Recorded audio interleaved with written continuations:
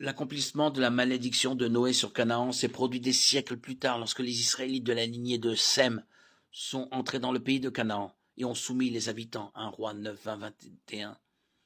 Pour réfuter la théorie selon laquelle Genèse 4 enseigne que les personnes noires ou à la peau foncée sont maudites ou méritent d'être discriminées, notons la formulation de la réprimande de Dieu à l'égard de Caïn.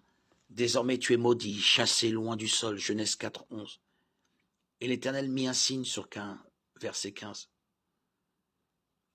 Le mot hébreu traduit par marque et hôte, et nulle part dans la Bible hôte n'est utilisé pour désigner la couleur de la peau. La malédiction qui frappait Caïn s'appliquait à Caïn lui-même. Il n'est pas dit que la malédiction de Caïn s'étendait à ses descendants. En outre, la marque de Caïn était destinée à protéger Caïn. Genèse 1, verset 15. Et donc, cette marque, ce hôte, doit être considéré comme une atténuation de la malédiction et non comme la malédiction elle-même.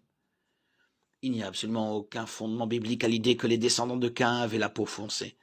De plus, à moins que l'une des femmes des fils de Noé ne soit une descendante de Caïn, ce qui est possible mais peu probable, la lignée de Caïn s'est éteinte avec le déluge. En bref, l'affirmation selon laquelle les personnes à la peau foncée ou noire sont maudites par Dieu provient d'une tentative mondaine et antibiblique de justifier le racisme. La malédiction de Ham n'existe pas et rien ne justifie l'esclavage fondé sur la race. Ce qui oppose les races entre elles, c'est la nature pécheresse des êtres humains.